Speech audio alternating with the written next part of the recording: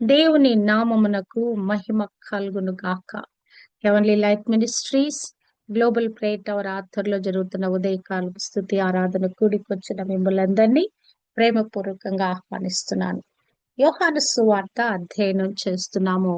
నిన్నటి దినము 6వ అధ్యాయంలో నుంచి కొన్ని మాటలు మనము ధ్యానించాము. ప్రభువు జీవాహారము నేనే అని చెప్పుట, అంతేకాదు దేవుని యొక్క క్రియ ఏంటంటే కేవలము ఆయనను విశ్వసించుటేనే నిన్నటి దినము మనము నేర్చుకున్నాము. ఎవరైతే కుమారునియందు విశ్వసిస్తున్నారో వారందరూ కూడా అంత్య దినాన లేపబడతారనే ఒక గొప్ప సత్యాన్ని, గొప్ప వాగ్దానాన్ని కూడా పొందుకుని ఉన్నాము. యోహాను సువార్త 6వ అధ్యాయము 42వ వచనము. కాబట్టి నేను పరలోకము నుండి దిగి వచ్చిన ఆహారం అని ఆయన చెప్పినందున యూదులు ఆయనను గూర్చి సణుగుకొనుచు, ఈయన యేసేపు కుమారుడైన యేసు కాడా? ఈయన తల్లిదండ్రులను మనం ఎరుగుదుము కదా. నేను పరలోకము నుండి దిగి వచ్చి ఉన్నానని ఈయన ఎలాగూ చెప్పుచున్నాడు అనేది. ఇక్కడ వీరికి ఒక సందేహం కలిగింది. ప్రభు ఏమో నేను పరలోకం నుంచి దిగి వచ్చాను, దేవుని కుమారుడును, మరి ఆయన పరలోకానికి సంబంధించిన సంగతులన్నీ చెప్తా ఉన్నాడు. నేనే పరలోకం నుంచి భూమికి దిగి వచ్చిన జీవాహారాన్ని. ఈ మాటలన్నీ చెప్తా ఉంటే వాళ్ళకు ఒక సందేహం కలిగింది. అరే, మా కళ్ళ ముందు కనపడుతున్నవాడు కదా, వలన చోటపరు మరి నజరేతన ఊర్లో ఉన్నాడు కదా, యేసేపు కుమారుడు కదా, మరి మరి ఆయన చెప్పి వారికి ఆయన తల్లిదండ్రులు మనం ఎరుగుదుము కదా, మరి ఏంటి ఏం చెప్తున్నాడు? సాధారణంగా మానవులకి ఎలా ఉంటదంటే ఈ ఆధ్యాత్మికమైన ఈ విషయాలను మరి అంగీకరించుట కష్టమవుద్ది. కళ్ళెదుట కొంత కనిపిస్తా ఉంటది. అదెంతో మనకి మరి స్పష్టంగా కనిపిస్తా ఉన్నది. మరి ఆ కళ్ళెదుట కనిపించే దాన్ని దాటి అంతర్దృష్టిలోకి వెళ్ళి కొన్ని విషయాలను నమ్మగలుగుట మానవ మేధోశక్తికి సరిపోదండి. అందుకే మరి చూచి నమ్మిన వారి కంటే చూడక నమ్మిన వారు ధన్యులు. నిజంగానే 2000 సంవత్సరాల క్రితం జరిగిన ఈ అద్భుత కార్యము, ప్రభు ఈ భూమి మీద పుట్టి మరి ఆయన మన కొరకు రక్తం కార్చి ప్రాణం పెట్టి మరి తిరిగి లేచి ఆరోహణమై వెళ్ళిపోయాడనే రాయబడిన మాటలు ఆ దినాలలో మనము లేము. ప్రభు ఆ దినాలలో భూమి మీద సంచరించి వారందరితో మాట్లాడినప్పుడు, ఈ సంభాషణలు చేసినప్పుడు మనం కూడా ఒకవేళ ఆ కాలంలో ఉండుంటే మనం కూడా నమ్మేవారం కాదేమో. ఆ గుంపులో ఉండేవాళ్ళమేమో. మనం కూడా అదే గుంపులో ఉండేవాళ్ళమేమో. కానీ దేవుడు తన ఉద్దేశంలో, ప్రణాళికలు మనల్ని 21వ శతాబ్దంలో ఉంచి ఈ జీవవాక్య గ్రంథాన్ని మనకిచ్చి నమ్మేటువంటి, విశ్వసించేటువంటి ఆ కృప మనకు అనుగ్రహింప చేశాడు. మరి కళ్ళ ఎదుట కనిపించే దాన్ని మనం నమ్ముతాము కదా. దేవుని యొక్క వాక్యం కూడా సెలవిస్తా ఉన్నది, అదృశ్యమైనవి నిత్యములు, దృశ్యమైనవి అనిత్యములు. మనకు కనిపించే ఈ భూమి ఆకాశం ఒక దినాన అదృశ్యం కాబోతుందండి. ఇవి నిత్యం ఉండేవి కాదు. దేవుని వాక్యము నిరంతరం ఉండేది కదా.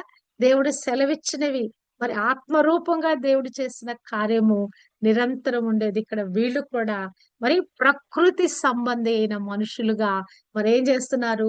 పైన కనిపించే వాటిని చూచేవారు మరి మాట్లాడుతున్నారు కదా. ఆత్మ సంబంధి అయిన మనుషుడు, ప్రకృతి సంబంధి అయిన మనుషుడు. ఆత్మ సంబంధి అయిన మనుషుడు ఏం చేస్తాడంటే ఆత్మకు సంబంధించిన విషయాలను ఆయన పరిశోధిస్తాడు. ఆత్మ సంబంధించిన విషయాలను ఆయన పరిశీలనగా చూస్తాడు. ఆత్మలో వాటిని పొందుకుంటాడు. హల్లెలూయా. ఇక్కడ వీళ్ళకి కేవలం బాహ్య దృష్టి ఉంది గాని అంతర్దృష్టి లేకుండా వాళ్ళు మాట్లాడుతున్నారు. అందుకు యేసు మీలో మీరు సణుగు కొనకుడి. ఇక్కడ వీళ్ళు ఏం చేస్తున్నారు? సణుక్కుంటున్నారంట. ఈయన ఎట్లా అవుతాడు? ఈయన మరి మన ఎదురు కళ్ళగదుట కనపడుతున్నాడని వాళ్ళు ఒకటే సణుగుతా ఉన్నారంట. నన్ను పంపిన తండ్రి వానిని ఆకర్షించితేనే కాని ఎవడును నా యొద్దకు రాలేడు. అంత్య దినమున నేను వానిని లేపుదును. ఈ అధ్యాయంలో ప్రభు ఈ మాటలని పదే పదే పలుకుతున్నాడండి. కొన్ని మాటలు రిపీటెడ్ గా ఉన్నాయి ఈ అధ్యాయంలో. అంత్య దినమునే నేను వానిని లేపుదును. మరి తండ్రి ఆకర్షిస్తే తప్ప నేను రాలేను. మరి నా యొద్దకు ఎవరు రాలేరు కదా. నీవు నేను కూడా తండ్రికి తండ్రి చేత ఆకర్షించబడిన వారంగా ఉన్నామండి. ఆయన ఒక పెద్ద మాగ్నెట్టుకున్నాడు. మనమందరం చిన్న చిన్న ఐరన్ ముక్కలుగా ఉన్నాం. ఆయన చేత ఆకర్షించబడ్డాం. ఆత్మ ద్వారా మనం ఆకర్షించబడిన వారుగా ఉన్నాం. ప్రభుని గుర్తెరగటానికి, ప్రభుని విశ్వసించటానికి కదా దేవుడు మనకు ఒక కృప దయచేస్తాడు. ఆ విశ్వాసం అనే వరము మన హృదయాలలో జనింప చేశాడండి. లేకుంటే ప్రభువుని మనం నమ్మగలిగే వాళ్ళం కాదు. విశ్వాసం అనేది కృపావరము, విశ్వాసం అనేది ఆత్మఫలము. ఈ కృపావరం మనలో ప్రజ్వలింప చేస్తా ఉన్నాడు. దినదినానికి మనలో విశ్వాసము అధికమవుతా ఉన్నది. మరి అంతేకాదు ఈ విశ్వాసంలో మనం ఫలించే వారుగా కూడా చేస్తా ఉన్నాడు కదా. మరి అంత దినమున వారిని లేపుతాను తండ్రి ఆకర్షిస్తే గాని నా ఎద్దుకు రాడు అని చెప్తూ, వారందరూ దేవుని చేత బోధింపబడుదురు అని ప్రవక్తల లేఖనములలో వ్రాయబడి ఉన్నది గనుక, తండ్రి వలన విని నేర్చుకునిన ప్రతివాడును నా యొద్దకు వచ్చును. ఇదేంటండి? తండ్రి వలన వినిన ప్రతివాడును, తండ్రి వలన విని నేర్చుకున్న ప్రతివాడును నా యొద్దకు వచ్చును. అంటే ఏంటి? తండ్రి వలన వినటం అంటే రాయించబడిన ధర్మశాస్త్రంధం, రాయించబడిన బోధకులు, ప్రవక్తలు రాసిన మాటలు, వాటిని నమ్మిన వారు, వాటిని నమ్మి ఇది దేవుడు రాయించిన వాక్కని నమ్మిన వారు, వారు ప్రతివాడు నా యొద్దకు వచ్చును. వారు దేవుని చేత బోధింపబడుదురు కదా. దేవుని చేత మనము ఆత్మ ద్వారా బోధించబడతామండి. హల్లెలూయ అని ప్రవక్తల లేఖనములలో రాయబడి ఉన్న మాట ప్రకారము తండ్రి వలన మీరు నేర్చుకుంటున్నారు. ఆ జీవవాక్యము ఏదైతే బోధించబడతా ఉందో, లేఖనాల్లో ఏదైతే చెప్పబడిందో, మరి దానిని మీరు నేర్చుకున్నారు కనుక నేర్చుకున్న వారు నా యొద్దకు వస్తారు. దేవుని యొద్ద నుండి వచ్చిన వాడు తప్ప మరి ఎవడును తండ్రిని చూచి ఉండలేదు. ఈయనే తండ్రిని చూచి ఉన్నవాడు. నేనొక్కడనే తండ్రి యొద్ద నుంచి దిగి వచ్చాను. నేను మాత్రమే తండ్రిని చూచి ఉన్నవాడను. విశ్వసించు వాడే నిత్య జీవము గలవాడు. జీవాహారము నేనే. హల్లెలూయా. ఇక్కడ విశ్వాసం అనేది అసలు ఎంత సింప్లిఫై చేయబడి మన నిత్య జీవానికి తీసుకుని వెళతా ఉన్నదో. హల్లెలూయా. విశ్వసించు వాడే నిత్య జీవము కలవాడు. నిన్నటి మనం దినం ధ్యానించినట్లుగా దేవుని యొక్క క్రియ ఏంటి అంటే, ఆయనను పంపిన వాని యందు విశ్వాసం ఉంచుటే, యేసుక్రీస్తు విశ్వాసం ఉంచుటే. ఆ విశ్వాసం ఉంచుటే దేవుని క్రియ. ఆ క్రియ మనని ఎక్కడికి లీడ్ చేస్తుందండి? నిత్య జీవానికి మనను తోడుకొని వెళతా ఉన్నది. విశ్వసించువాడే నిత్య జీవము కలవాడు. జీవాహారము నేనే. మీ పితరుల అరణ్యములో మన్నాను తినను చనిపోయిరి. దీనిని తినువాడు చావకుండునట్లు పరలోకము నుండి దిగి వచ్చిన ఆహారం ఇదే. జీవాహారం నేనే, జీవాహారం నేనే. పరలోకం నుండి మీకు ఆహారంగా దిగి వచ్చిన వాడను నేనే. పరలోకం నుండి దిగి వచ్చిన జీవాహారం నేనే. ఎవడైనను ఈ ఆహారము భుజించితే వాడెల్లప్పుడూ జీవించును. మరియు నేనిచ్చు ఆహారము లోకమునకు జీవము కొరకైన నా శరీరమే అని మీతో నిశ్చయముగా చెప్పుచున్నాను. మరి నిన్నటి దినం ధ్యానించినప్పుడు కూడా ఆయన యొక్క శరీరము మరి అది భుజించడం ద్వారా జీవమని నిన్నటి దినం నేర్చుకున్నాం. అదే మాటలు మరలా ప్రభు చెప్తా ఉన్నాడు. కొన్నిసార్లు ఒకే మాట రిపీటెడ్ గా మనకి ఎందుకు చెప్పబడుతుందంటే, అది మన హృదయాల్లో నాటబడి ముద్రించబడటానికి. కొన్నిసార్లు మందమతి కలిగిన మనం ఏంటంటే, ఒకసారి చెప్తే మన మట్టి బుర్రలకు అర్థం కాదు, రెండు సార్లు చెప్తే అర్థం కాదు. కాబట్టి దేవుడు చెప్పిన దాన్ని పదే పదే ఎందుకు చెప్తాడంటే, అది మన హృదయాలలో నాటబడేంత వరకు, మన హృదయాలలో అది నింపబడేంత వరకు, మన విశ్వాస పరిమాణము మనలో పెంచబడేంత వరకు కూడా ప్రభు పలికిన మాటలనే మన మన లోపల విత్తబడినట్లుగా పలుకుతూ ఉంటాడు. పరలోకము నుండి దిగి వచ్చిన జీవాహారము నేనే. ఎవడైనా ఈ ఆహారం భుజించాడా వాడు ఎప్పుడూ జీవిస్తాడు. మరియు నేనిచ్చు ఆహారము లోకమునకు జీవము కొరకైన నా శరీరమే. ఇక్కడ జీవాహారము అంటే ఏంటి అని ఇక్కడ ప్రభు ఇక్కడ క్లారిఫికేషన్ ఇస్తున్నాడు. జీవాహారం నేనే, పరలోకం నుంచి దిగి వచ్చిన జీవాహారం నేనే. మరి నేను చెప్తున్న ప్రభు అసలు జీవాహారం అంటే ఏంటంటే గనక, నా శరీరమే లోకమునకు జీవము కొరకైన నా శరీరమే అని మీతో నిశ్చయముగా చెప్పుచున్నానను. యూదులు ఈయన తన శరీరమును ఎలాగు తిననీయగలడని ఒకరితో ఒకడు వాదించదు. డిబేట్స్ మొదలైనయండి. ప్రభు ఆ మాటలు పలికాడు, ఖచ్చితంగా పలికాడు, పదే పదే పలుకుతున్నాడు. కాస్త వీళ్ళ బుర్రలోకి అది కొంచెం ఎక్కింది ఆ వాక్యము. కొంచెం వాళ్ళకి వారి మనసులో తాకింది.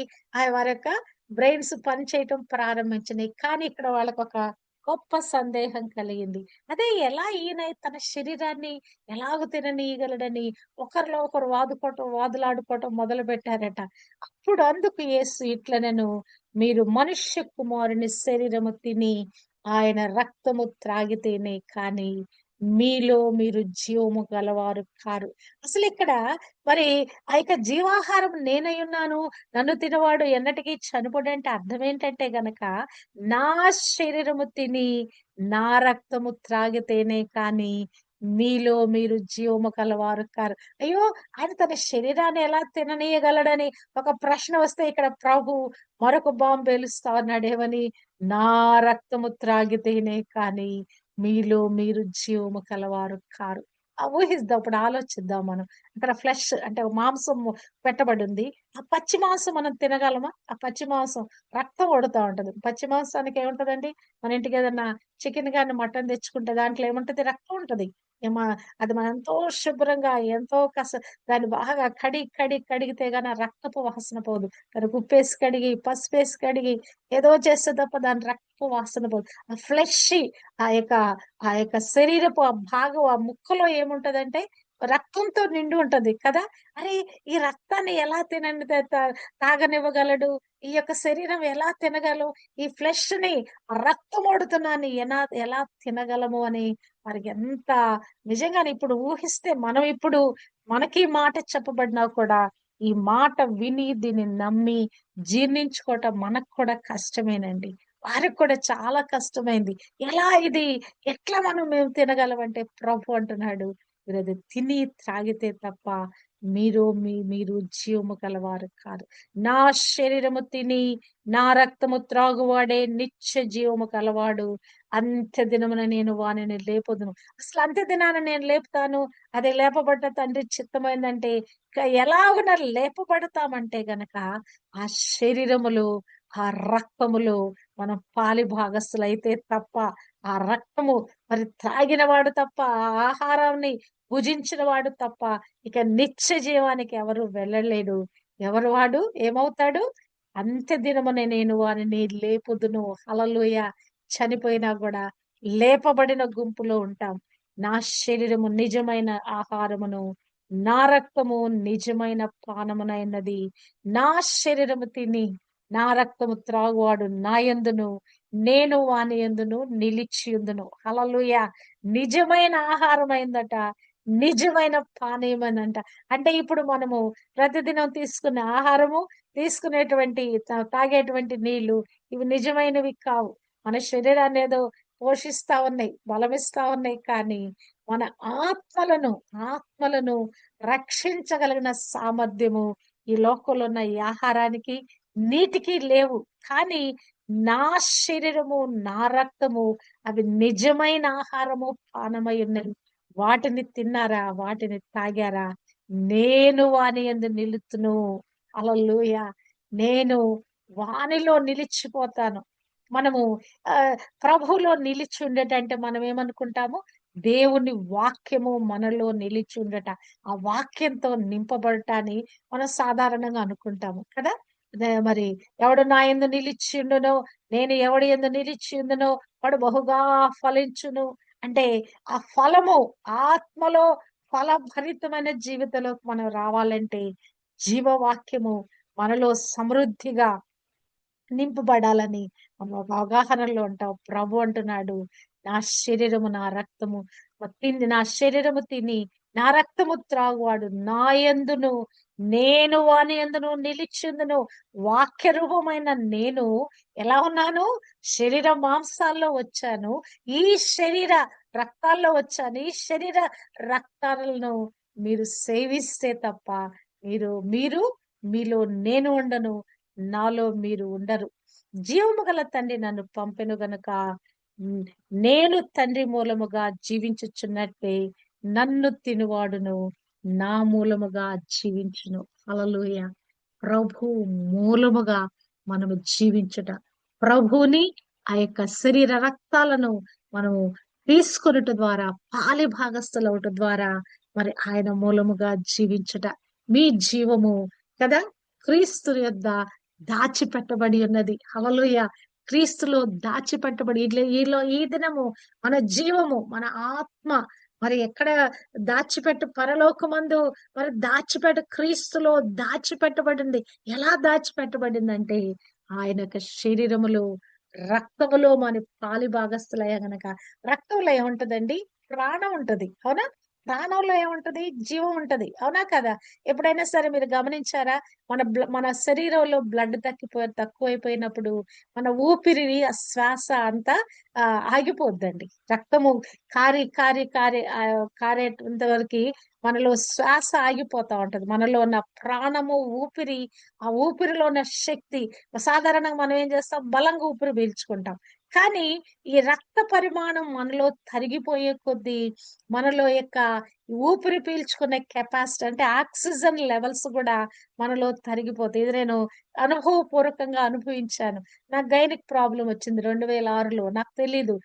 నేను అనుకున్నాను మామూలుగా మనకి అదే మెనోపాజ్ వచ్చినాక ఇది పీరియడ్స్ విషయంలో మనకు కొంచెం ప్రాబ్లం కలుగుద్ది స్త్రీలకి. మరి కలిగినప్పుడు మనం ఏం చేస్తాం? అదే అది అది ఆ సమస్య పడతాం. ప్రతి ఒక్కరు ఆ ఫేజ్ ప్రతి ఒక్కళ్ళు దాటాల్సిందే. ప్రతి ఒక్క స్త్రీ కూడా. మరి ఆ సమయంలో నాకు తెలీదు. అంత అవగాహన లేదు. ఆఖరికి ఏమైపోయిందంటే నా బ్లడ్ 4 గ్రామ్స్ వచ్చేసింది. తెలీదు నాకు. నేను ఒకరోజు ఆఫీస్‌లో జూన్ 1 అది. 2006 జూన్ 1 నేను ఆఫీస్‌లోంచి బయటకొస్తా ఉన్నాను. స్టెప్ దిగాలన్నమాట. ఆఖరి ఒక స్టెప్ దిగేటప్పటికి ఇక నా కళ్ళు తిరిగి పడిపోయే పరిస్థితొచ్చింది. ఇక నాకు అర్థం కాలేదు. ఏంటి ఇంత కళ్ళు తిరుగుతున్నాయి, అసలు నాకేంటి ఊపిరాడని పరిస్థితి అయిపోతుందని అర్థం గాక మా ఫ్రెండ్‌కి ఫోన్ చేశాను. నాకిట్లా పరిస్థితి బాగలేదు. ఇట్లా నాకు చాలా రోజులు నేను సఫరింగ్‌లో ఉన్నాను. అంటే తిట్టి వెంటనే బయలుదేరా హాస్పిటల్‌కి వెళ్దాం. నిన్ను హాస్పిటల్‌కి తీసుకెళ్తానంటే, జ్యోతి అని నాకు ఒక ఫ్రెండ్ ఉంది. ఈ మధ్య కూడా ఎళ్లి కలిసొచ్చాను. మరి తను నన్ను ఇమేజ్ హాస్పిటల్‌కి తీసుకెళ్ళింది. అక్కడే నేను అమీర్‌పేటలో పనిచేసేదా. నేను సికింద్రాబాద్‌లో పనిచేస్తాను. హాస్పిటల్ అమీర్‌పేటలో. అక్కడికి వెళితే నన్ను బ్లడ్ టెస్ట్ చేపిసి ఆయన నన్ను చూసి, నా కళ్ళదంతా చూసి, నా నాలుకది చూసి, ఆయన వెంటనే బ్లడ్ టెస్ట్ పర్సెంటేజ్ పంపిస్తే 4 గ్రామ్స్ బ్లడ్ ఉంది. అయ్యో! అసలు ఆయన తిట్టాడు నన్ను. "మీరు చదువుకున్నారా అసలు? ఇంత జ్ఞానం లేకుండా ఉంటారా?" అని వెంటనే హాస్పిటల్‌లో అడ్మిట్ చేయించారు నన్ను. నిజంగానే ఇప్పుడేమైందంటే నాకు ఐసీయూలో జాయిన్ చేశారు. ఆ యొక్క నా ఊపిరి ఆగిపోయిందండి. నాలో శ్వాస ఆగిపోయింది. నేను ప్రభువు సిలువ వైపు చూస్తా ఉన్నాను. నా కళ్ళెదుట సిలువ దృశ్యం కనిపిస్తా ఉన్నది. సిలువలో వేలాడుతున్న ప్రభు కనిపిస్తా ఉన్నాడు. నేనొక్కటే ప్రార్థన చేశాను. ప్రభువా, నేను బ్రతికి నీ సేవ చేయటం నీ చిత్తమైతే నన్ను బ్రతికించు. లేకుంటే నన్ను తీసుకొని. నా యొక్క ఆత్మ వెళ్ళటం, నా ఊపిరి వెళ్ళటం నేను చూస్తా ఉన్నాను. నేనొక్కసారి మరి డాక్టర్‌ని కేకేసానో, ఏమి కేకేసానో తెలీదు గానీ, మరి నా ఆత్మ పైకెళ్ళటం, నా ప్రాణం పైకెళ్ళటం చూస్తా ఉన్నాను. కానీ తిరిగి నాకు ఉలిక్కి పడినప్పుడు మన ప్రాణం ఎలా కొన్నిసార్లు మనకొచ్చినట్లు అనిపిస్తది. అట్లా తిరిగి నా లోపలికి ప్రాణం వచ్చింది. అంటే ఈ రక్తమే ప్రాణము. ఈ యొక్క జీవము మీలో మీరు జీవము కలవారు కాదు అంటే గనక ప్రభు యొక్క రక్తాన్ని మనము స్వీకరించుట ద్వారా మనలో ఆ జీవము, ఆత్మకు సంబంధించిన జీవము పెరుగుతా ఉన్నది. ఇక ప్రాణము, ఈ రక్తంలో ఉన్నటువంటి ఆ యొక్క ప్రాణంలో ఉన్నట్టు ప్రాణం ఏదైతే ఉందో, జీవవాయువుకు సంబంధించిన, ఆక్సిజన్‌కు సంబంధించిన ఏదైతే ఉన్నదో, అది ఏమవుతున్నది? ఆత్మకు సంబంధించిన జీవము ప్రభు యొక్క శరీరాన్ని, రక్తాన్ని సేవించడం ద్వారా మనకు కలుగుతుందండి. ఈ విషయం నేను చాలా మరి ప్రస్ఫుటంగా గమనించాను. అప్పుడు నేను పిల్లలకి చెప్పాను. అది శనివారం దినము పిల్లలకి నేను చెప్పాను. ఆదివారం నాకు దేవుడు నాతో మాట్లాడాడు. మరి ఆ యొక్క శరీరము, రక్తం నాకు కావాలి. ఎవరైనా పాస్టర్ గారి దగ్గర, సంఘం దగ్గరికి వెళ్లి మరి నా కోసం ఇది తీసుకొని రండి అని అడిగాను నేను. దేవుడు నాకు ఆ సమయంలో మాట్లాడాడు. You have to partake in the table అని మాట్లాడినప్పుడు నేను పిల్లలకి చెప్తే మరి మేమెళ్ళే పెద్ద చర్చిలో వాళ్ళు ఇవ్వలేదు. మరి ఇంకెక్కడ ప్రయత్నించినా దొరకలేదు గానీ, మరి ఒక చిన్న సంఘము, ఒక సంఘం పెద్ద సంఘమే, సాయంకాలపు కూడిక పెడతారు వాళ్ళు. మా పిల్లలకి ఫ్రెండ్స్ అన్నమాట. వాళ్ళనడిగితే వాళ్ళు ఆ శరీరాన్ని, రక్తాన్ని చిన్న చిన్న బాక్స్‌లో పెట్టిస్తే, తిరిగి దాన్ని నేను సేవించడం జరిగింది. దేవుడు నాకు స్పష్టంగా మాట్లాడాడు. మరి నేను సేవించినప్పుడు తిరిగి నాలో, నా ఆత్మలో జీవం పొందుకున్నట ద్వారా తిరిగి నేను బ్రతికించబడటానికి, తిరిగి బలం పుచ్చుకొని నేను తిరిగి గ్రాడ్యువల్ గా కోలుకోవటానికి మరి దేవుడు నాకు కృప దయచేసాడు. తర్వాత నాకు బ్లడ్ ఎక్కిచ్చారు. ఆ బ్లడ్ ఎక్కిచ్చే దానికి కూడా నేను పేచీ పెట్టాను. నేను బయట వాళ్ళు బ్లడ్ ఎక్కించుకోను. నాకు అంటే ఇంట్లో వాళ్ళే ఇవ్వాలంటే నా ముగ్గురు కుమారులు, మా చెల్లి కొడుకు నలుగురు కలిసి నాకు మరి 4 యూనిట్స్ ఆఫ్ బ్లడ్ ఇచ్చారు నాకు. రట్టి విధంగా నేను తిరిగి బలం పుంజుకోవటానికి మరి ఆ యొక్క ఆ శక్తి పొందుకోవటానికి నాకు దేవుడు కృప దయచేశాడు.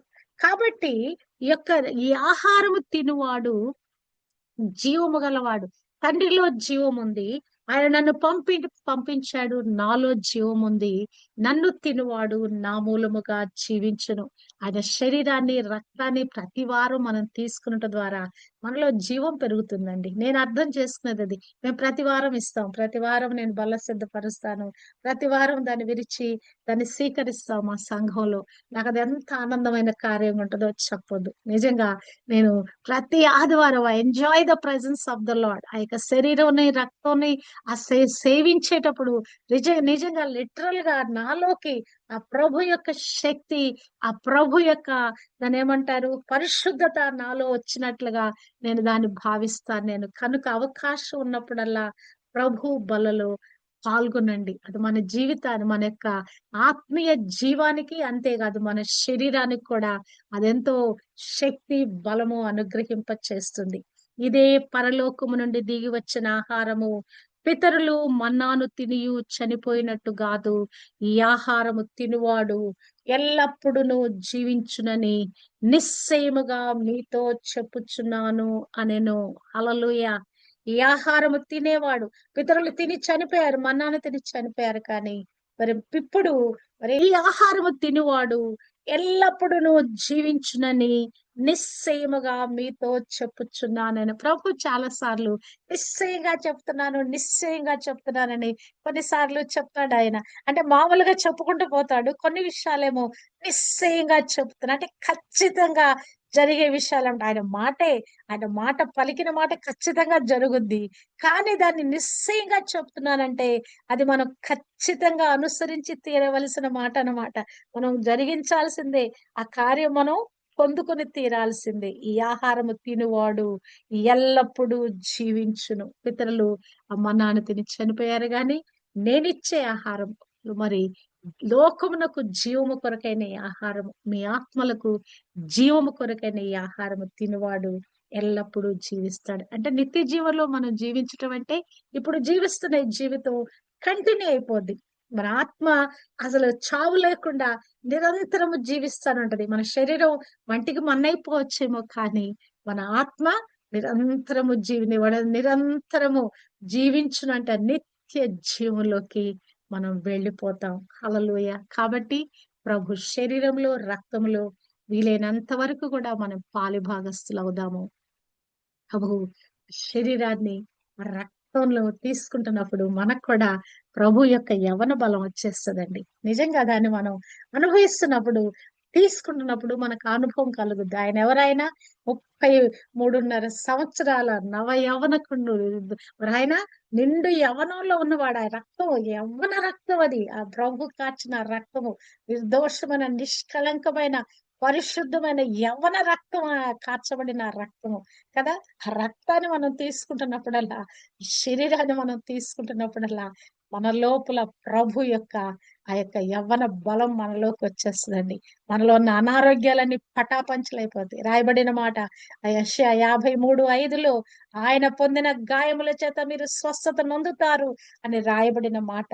1 పేతురు 2:24లో ఆయన పొందిన గాయముల చేత మీరు స్వస్థత నొందితిరి. హల్లెలూయా. అది పాస్ట్ టెన్స్ లో జరిగిపోయిన కార్యంగా మనం పొందాము. మనం అంతే, మనకు స్వస్థత కలిగిందంతే.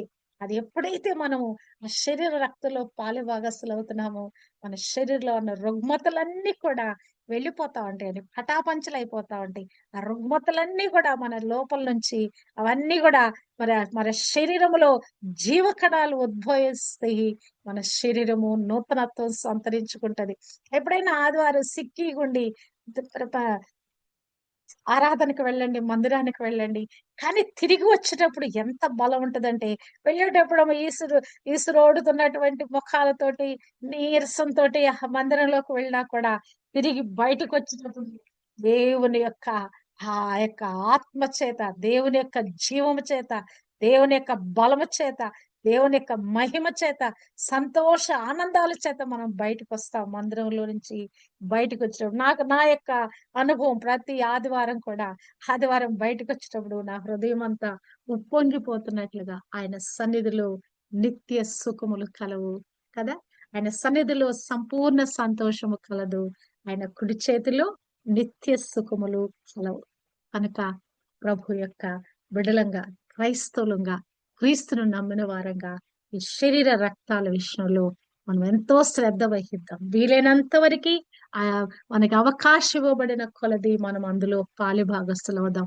చాలా మంది సంఘాలలో మరి ఆ రొట్టె ఆ యొక్క బల్ల ఆచరించేటప్పుడు చాలా మంది లేచి వెళ్ళిపోతారు. అది అర్థం కాదు. పాపులమే మనం, బలహీనులమే. ప్రతిదినం ఏదో ఒక పొరపాటు చేస్తాం. కానీ ఆ సమయంలో అక్కడ కూర్చొని ఆ శరీరంలో ఆ బలలో చేయి వేసినప్పుడు మరి యోగ్యతను పొందుకోవటానికి పాప క్షమాపణ ఎంతసేపు అండి? పాప క్షమాపణ కొరకైన ప్రార్థన. ప్రభువా నన్ను క్షమించు కదా! ఏమేమి చేశానో తెలియక తెలిసి ఏం చేశానో వాటన్నిటినీ క్షమించు ప్రభువా. అయ్యా నన్ను క్షమించి నీ బలలో చేయబట్ట నన్ను అర్హులుగా చేయమని మన మనస్సారా అక్కడ ప్రార్థన చేసుకొని ఆ బలలో చేయి పశ్చాత్తాపం కూడిన హృదయంతో మనం బలలో చేయగలిగితే నిశ్చయంగా మనము యోగ్యులుగా మార్చబడతామండి. అక్కడ చేసుకునే పాప క్షమాపణ ప్రార్థన, సిలువలో దొంగకి ఇవ్వబడిన కృప, యేసు నన్ను నీ రాజ్యంలో నన్ను జ్ఞాపకం చేసుకో అంటే అతనిలో కలిగిన పరివర్తనతో కూడిన ఆ చిన్న ప్రార్థన అతనిని ఆ యొక్క పరదేశకు తీసుకుని వెళ్ళింది. నిన్ను నన్ను కూడా మనం చేసుకునే ప్రార్థన ఆ బలలో చేయి వేయటానికి మన యోగ్యులుగా చేస్తుంది. అది గమనించకుండా మనం ఒకవేళ ఏదో అనాలోచితంగా ఏదో క్యాజువల్ గా అందరూ తీసుకుంటున్నారు నేను కూడా తీసుకోవాలని చెయ్యి వేయటం ద్వారా మనం మరి నిశ్చయంగా అయోగ్యులుగా మార్చబడతాం. కొంతమంది నిద్రిస్తున్నారు, కొంతమంది రోగులు బలహీనలు అవుతున్నారనే దానిలోకి మనం వెళ్ళిపోతాం. ఎప్పుడైతే ఇది క్రీస్తు యొక్క శరీరము, క్రీస్తు కార్చిన రక్తమని మనం దాన్ని ప్రస్ఫుటంగా మన హృదయాలలో విశ్వసిస్తూ దాన్ని తీసుకున్నామా, ఆ శరీర రక్తాల్లో ఉన్న శక్తి, ఆ శరీర రక్తాల్లో ఉన్న జీవము, ఆ శరీర రక్తాల్లో ఉన్న బలము, యవ్వన బలము మనం పొందుకుంటామండి. అదే ప్రభు యూదులకి పదే పదే పదే పదే చెప్తా ఉన్నాడు. మనకు కూడా పదే పదే చెప్తున్నాడు. మన టీం ధన్యులము. ఈ యొక్క వాక్యము ధ్యానిస్తుంటుండగా ఈ యొక్క వాక్యాన్ని వింటున్న వారందరూ కూడా ధన్యులు. కాబట్టి ప్రతి ఒక్కరు కూడా అవకాశం ఉన్న ప్రతి ఒక్కరు కూడా ఆయన శరీరములో, రక్తంలో పాలిభాగస్తులు కండి. మీలో మీరు జీవము కలిగిన వారుగా, మీలో మీరు నిత్య జీవానికి వెళ్ళువారుగా మార్చబడుదురు గాక.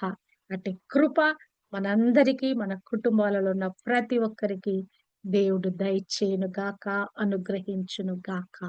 ఆమేన్.